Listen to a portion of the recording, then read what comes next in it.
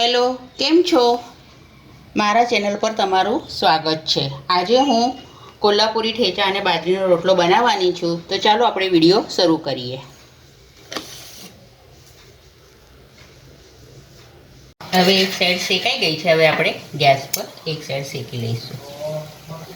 આ રીતના દડા જેવો રોટલો ફૂલે છે.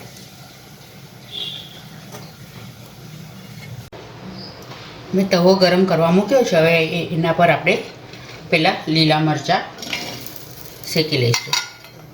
આ મેં મીડિયમ તીખા લીધા છે.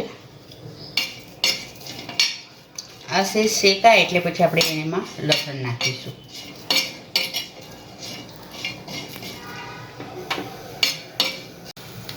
હવે એમાં લસણ નાખીશું. લગભગ 15 થી 20 કળી જેટલી મેં નાખી છે. હવે એને પણ આપણે શેકી લઈશું.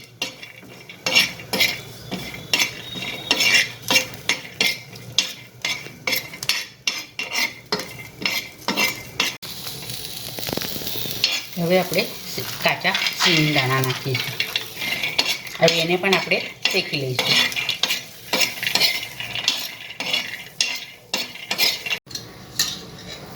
હવે આમાં આપણે 1 થી 2 ચમચી જેટલું ખાવાનું તેલ નાખીશું. જીરું નાખીશું. તલ નાખીશું.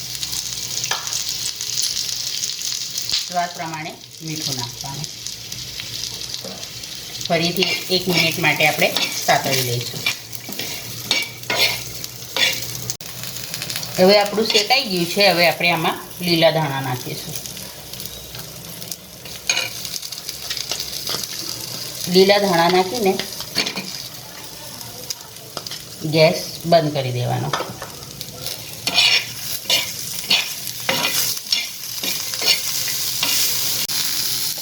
હવે આપણે થાળીમાં કાઢી લઈશું ઠંડુ થવા માટે. ઠંડુ થાય એટલે આપણે મિક્સરમાં ક્રશ કરી લઈશું. એટલે આપણો મહારાષ્ટ્રીયન પદ્ધતિથી ઠેચા તૈયાર થઈ જશે. હવે આપણે બાજરીનો લોટ બાંધી લઈશું. મેં બાજરીનો લોટ લીધો છે. હવે એમાં સ્વાદ પ્રમાણે આપણે મીઠું નાખીશું. આપણું ઠેચાનું સારણ ઠંડુ થાય છે તો લગીને આપણે આ બાંધી લઈએ.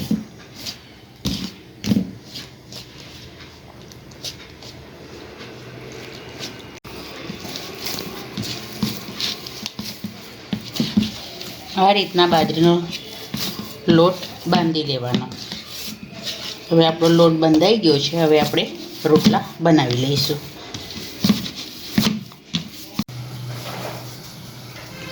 હવે આપણે બાજરીનો રોટલો થાપી લઈશું. આ રીતના બાજરીનો રોટલો થાપી લેવાનો. તમારે જાડો પાતળો જે રીતના જોઈતો એ રીતના તમે બનાવી શકો છો.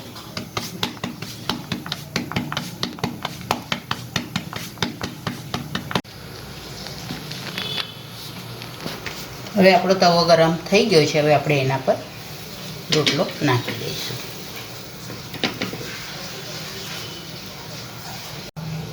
હવે આપણે રોટલાને પલટાઈ દઈશું.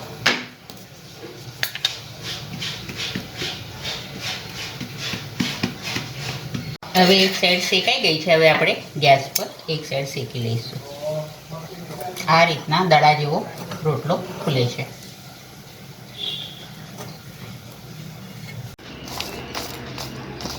હવે આ ઠંડુ થઈ ગયું છે. હવે આપણે મિક્સરમાં વાટી લઈશું.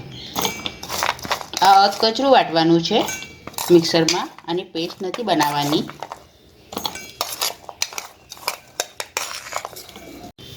તૈયાર છે આપણો કોલ્હાપુરી ઠેચા બાજરીનો રોટલો અને જોડે મેં ડુંગળી સર્વ કરી છે. આ વિડીયો તમને ગમ્યો હોય તો લાઈક કરજો, શેર કરજો. ચેનલ પર નવા હો તો સબસ્ક્રાઈબ કરજો.